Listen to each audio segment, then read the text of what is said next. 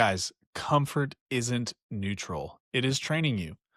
If your default settings are easy food, easy entertainment, easy temperatures, easy avoidance, and other easy things, you don't just become more relaxed and have an easier life. You actually get fragile. You become irritable. You start resenting your own responsibilities. And the scariest part is your kids will learn what manhood is by watching how you handle these things. Even your daughters, they will learn what kind of man to marry, good or bad. So let me show you 8 comfort traps that are quietly making men soft and then what to do instead.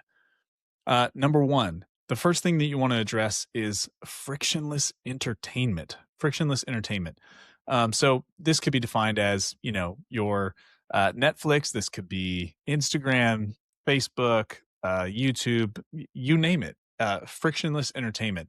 Um, when you are approaching these things on a regular daily basis, you're getting these crazy amounts of dopamine hits. And the problem with that is that it actually makes the other things, the normal things that you should be doing, prayer, work, parenting, all of that stuff, it feels boring. And you become a lot more impatient as a result of it. These dopamine hits that are constantly hitting us from all places are just trashing our dopamine system and making it really hard for us to have motivation to do anything else meaningful. It's making us soft for the things that are really that matter the most in our life. And so you have to figure out how to get this under control. For me, this would be implementing hard phone bedtimes. So we have one of the brick devices. It's a little thing you tap your phone on, and it shuts all the stuff off on your phone. So tap the brick, give the brick to your spouse, and you can't access your phone. You can't do all the things that you don't want to do because most of us we finish those things and we feel regret or we feel you know like I shouldn't have been spending the last 2.5 hours whatever doing those things, and so avoid that. So if you can give yourself a hard bedtime for your phone, put your phone to bed before you go to bed and don't touch it when you wake up until after a certain amount of time. And so my phone is bricked now from 5 p.m. until 6:30 a.m. so that way I can get my devotional time done, I can get quiet space in the morning reading, and I'm not scrolling before bed as well. The second thing that's making you soft is convenient food. And I know that this is a really tricky one, especially for guys that travel and do all this stuff. But if you are conveniently snacking or conveniently choosing foods, um, you are absolutely destroying your level of strength and resilience. And so if you're never hungry and you are constantly choosing to grab the quick thing, grab the quick snack that's available to do those things, you're never practicing restraint when it comes to food. If you're never hungry, then you're never having to deal with hunger, which means that you don't understand what it feels like to be hungry and to not choose crappy food. And so, what you want to do is you want to make sure that your appetite is not running the house. You want to eat protein first meals. You want to be heavy handed on protein. You want to get as much of that in as possible. And then I would have a hard rule that is no snacks unless they are pre-planned the day before. And that way, you're not just eating whenever you have boredom. You're not eating whenever it's available. You're not stopping for the quick thing on the drive to and from that thing at work. You're not grabbing the snack in the break room at work. You are intentional to press against convenient foods and convenient snacking. Um, the third thing is probably something that most people don't think about a lot, but it's perfect weather conditions or making sure that you're never too hot, too cold, or too tired. Um, we have to sometimes go outside without a sweatshirt just to remind ourselves of what it feels like to be uncomfortably cold for a few minutes and to be okay with it and for you to be able to go 10, 15, 20, 30 minutes or an hour with a little bit of cooler temperature than you might prefer. The same thing with heat. You don't need to sit inside with the air conditioning at 70 degrees all the time when you live in a climate that's 80 or 90 or 100 degrees outside. Be okay. Go outside, do some yard work, well hydrated for an hour, and get used to being uncomfortable in the heat. We are so unable to be flexible when it comes to this. Same thing with showers. we have the perfect temperature on our shower and we couldn't possibly have it a little bit too cold. Get in there, take a shower with it lukewarm. It's not comfortable, but it's not freezing. And you're kind of training your heart and your mind to be able to deal with things that are uncomfortable.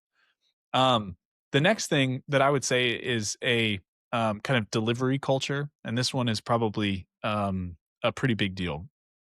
So, what we do in our culture is we now have, Uber Eats and DoorDash and all of these things, and it is incredibly convenient. We even have grocery delivery services so that we don't have to be bothered to spend 30 minutes to go to the grocery store amidst all these things. And especially as parents, that's a default that we really enjoy is like, oh, well, I don't have to take all the kids into the car and go to the grocery store and do the thing in order to get it done. But it's okay to be a little uncomfortable. It's okay to have environments where your level of training and discipline for your children actually reveals itself and shows you what needs to still be done in their heart and their mind. We need to address these things.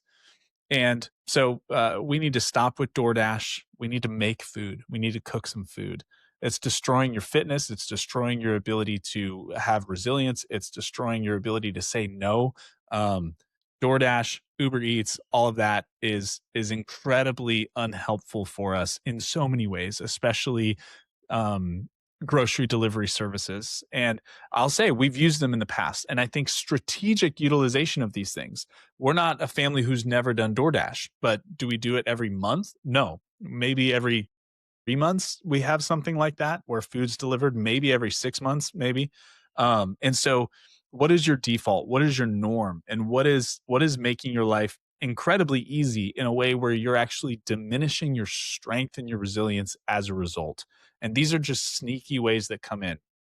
The next one would be conflict avoidance.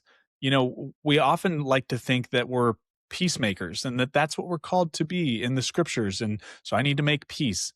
And first of all, that's a sermon for another day because that's not at all what this means. You're not supposed to just appease everybody, but actually, it's fear. Problems grow in silence, and then our family gets to carry all that crap because we actually don't engage in the right kind of conflict. Same thing at work. We're not making things better by avoiding conflict.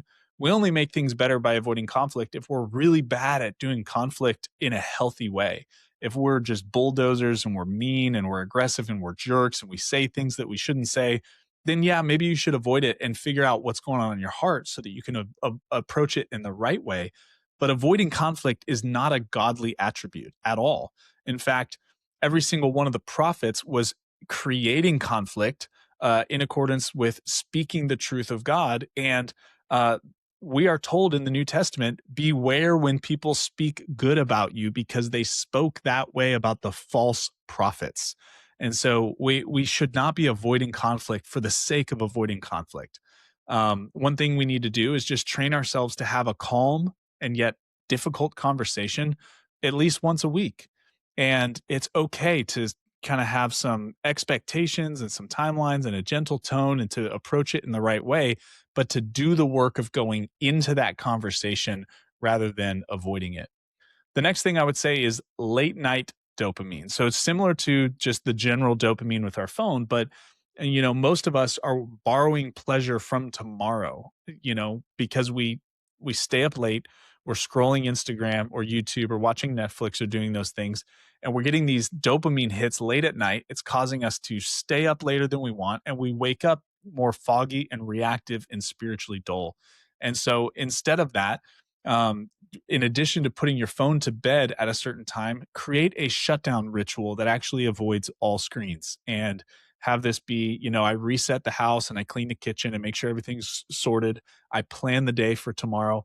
I use my journal here, the Finisher Secrets journal, and it's incredible for me to be able to get my day ready to go and to review the day behind and pick my 3 wins and all the stuff that I do in my daily 15, which is in my book. And you can check that out if you'd like to. You get a free copy of my book by taking the Fatherhood Strength Assessment via the link below.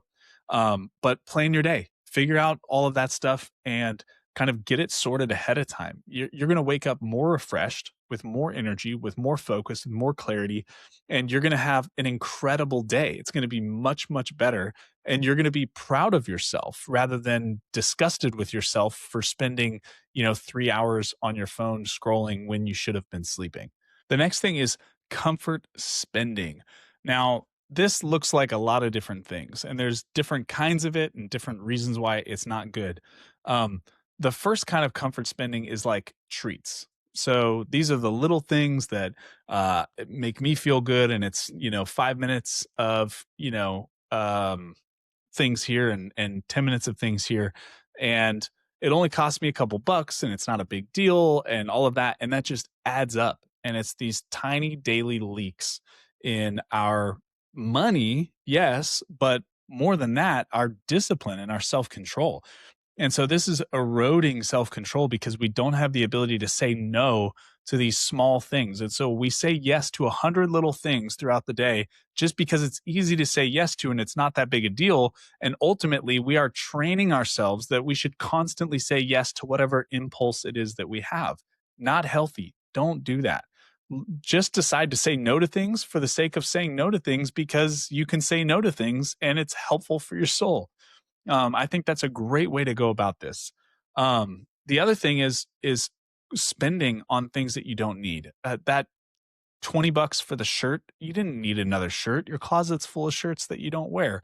These are the things that we have to be aware of. What are our impulses, and is it driving us towards comfort, or do we actually get some kind of comfort out of spending that is also unhealthy in our relationship with money and things and all of that stuff? So we need to reject as much impulsivity as possible, and we don't have to have these big sweeping changes. We can do these small little no, I'm not going to say no, I'm not going to say yes to that. No, I'm not going to say yes to that. Um and then the last piece would be spiritual consumption rather than obedience. We are people who are like, we stay informed.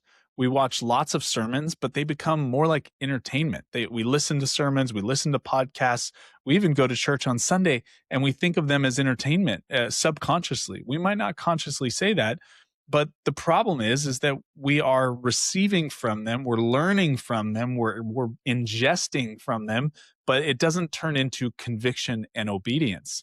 And so instead of, listening to another podcast sermon or listening to another, audiobook or any of those things, we should say, hey, I'm going to take this section of scripture, 10 or 20 verses. I'm going to figure out, what is it instructing me on? What are the insights I can draw out of it? And how do I go obey that right now? And then pray for 2 minutes and ask the Holy Spirit to give you the ability to go and obey that. That is such an incredible practice, and it takes less than 5 to 10 minutes.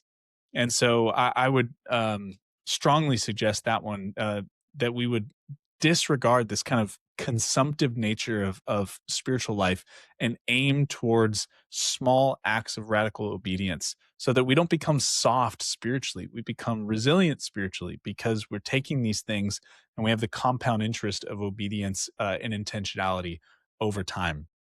So, what you can do now is you can take the fatherhood strength assessment in the link below, and I will map out how to understand where you have leaks and where you're strong, and what we can do to identify the low hanging fruit really quickly and capitalize on that with very small practices over the next 8 weeks. So if you want a more personalized approach to this and you want to understand things about your fitness and your family and your faith and your follow through and your intentionality, then take the assessment below. And we will see you on the next video.